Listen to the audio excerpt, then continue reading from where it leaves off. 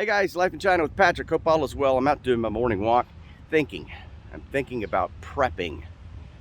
What the hell is prepping? I know some of my Chinese friends and other friends may not be familiar with the idea of prepping. Well, prepping is a big movement that's happened in the West, probably more in particular with the United States.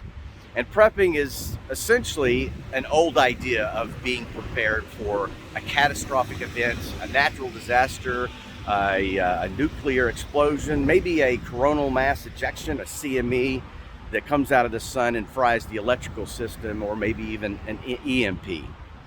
But it's an industry. It's now an industry in the United States. There's websites on prepping, how to be prepped, buying supplies like ammunition, buying food that has a shelf life of 30 years, or MREs that will,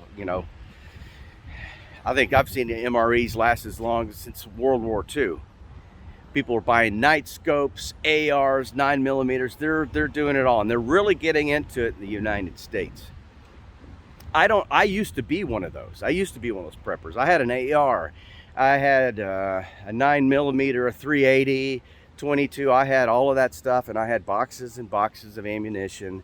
I had that food that would last 25, 30 years. I had it all. And, obviously I had to sell a lot of it to come here. But it's a movement that people have taken to an extreme in the United States. And not long after I arrived here, I thought about this for a long time. But after I arrived here, I realized that there's not that same. I don't think they even have a Chinese word that describes prepping. Not in the definition sense that it is in the United States. And there's a couple of reasons why you don't see prepping in China. I mean, people, number one, they're already prepared. They're a society that you've had a mass migration of people that have been coming into the big cities with their children who are now successful, living with their kids, maybe helping take care of their grandkids instead of sending them off to daycare, which I think is kind of cool. My in-laws do that for us, which I'm very grateful and thankful for. So you have this big migration of people coming in from the countryside. So a lot of these mom and dads, I'm standing here at the light waiting to cross. A lot of these moms and dads, they, aside from taking care of the grandchildren, they do have time to continue with what they used to do in the country, and that's grow vegetables. You see all over the place. Hello, doggy. You better get out of the street. This dog's got looking pretty rancid, buddy. What have you been digging in? Huh? You wanna come home with me? You're a cute looking dog. Come here. I'm going to turn around. I can't turn this around. Come here. It's this cute little dog. You better get out of the street. I might have to go back. Don't go to the bus, Goober. Come here. Come follow me. I'll feed you. Hey! Let me turn around, see if we can see that dog. He's crossing the street and he's gonna get run over. All right, guys, okay. He's good. He's back on the sidewalk now. Looked like he had bugs all over him. Sorry, I got a little distracted. So going back to the grandmothers, they're watching their grandkids, and they are growing their own vegetables. And I want to show you this fence here behind me. So I've got it on portrait, so it makes the background blurry. But on the other side of this fence here, and the one that is behind me right here, it's a big plot of land. It's probably maybe 15, 20 acres. But if you look in there, there's little plots of corn, vegetables, watermelons, you name it. You've got these grandmothers and grandpas, mom and dads growing their own vegetables. So, and you see this all over China. If there's a plot of land, you can almost guarantee that there's going to be a small plot of vegetables there, probably run by one of the local families in the neighborhood or the village. But they're all over the place. So they've got that peace of mind knowing that they can sustain themselves. The Chinese families are really good about buying large amounts of rice if they can afford it. And not that it's that expensive, but I know a lot of Chinese families that might have 200 or 300 pounds of rice in their homes. I mean, we do. We have several hundred pounds of beans. And we kind of did this. I kind of initiated it in the house, and my wife likes the idea and has, continued with buying additional bags of rice. We don't have to do that now because we have plenty. But my point is, they're prepared. They've been in that mentality to take care of themselves and sustain or supplement their own food supplies. The second thing is it's the government. The government has done a really good job of taking care of the people.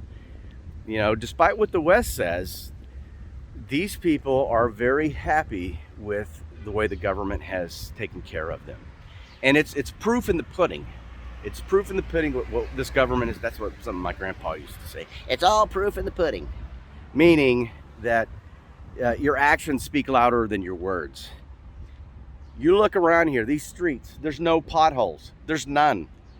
In some areas, older areas within Chongqing and other parts, you might have some potholes. But for the most part, roads like this, the highways are pristine, and they all look like practically brand new, and they're very well taken care of. And if for some reason the road is damaged, within 24 hours that road will be repaired and it'll look like new again.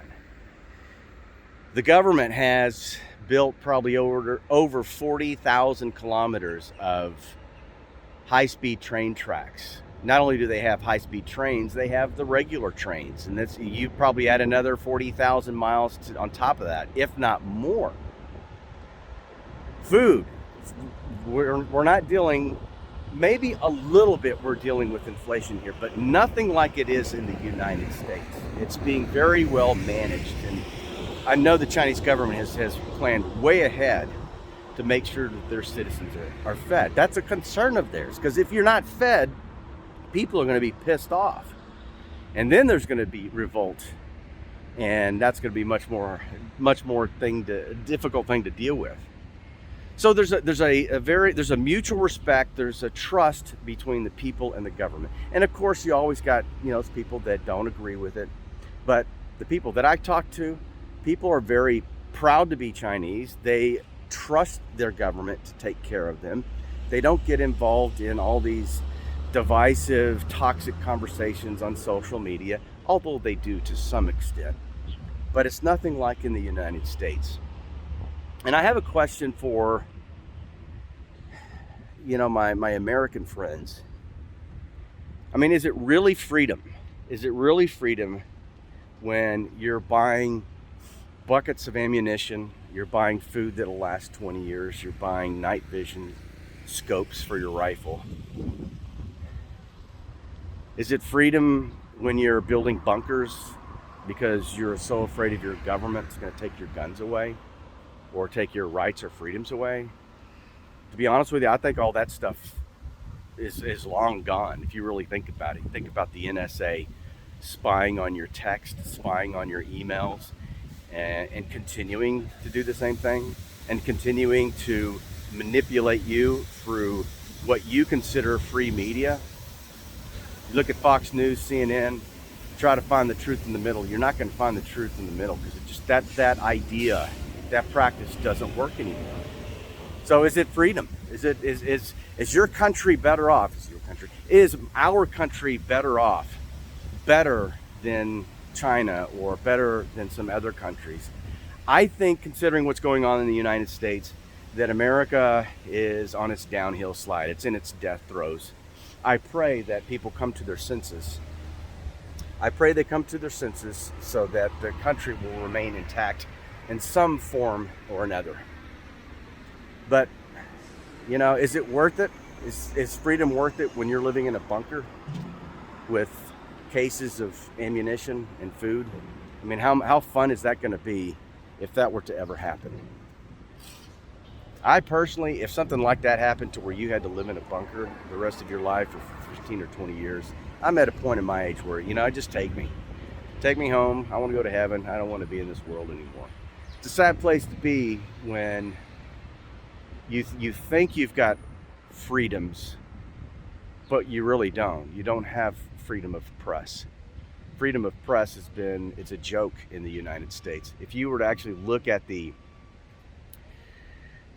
journalist creed I think his name is Walter Williams, and he founded the first journalism university in the United States. I think he was in Missouri. If you actually look up, I'll actually provide a link for it, but if you look up what the journalist creed says, it is not followed at all in the United States. It is not followed at all. Take a look at that and then get back to me. Let me know your thoughts.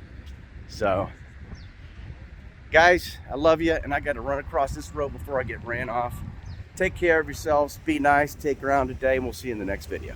Take care.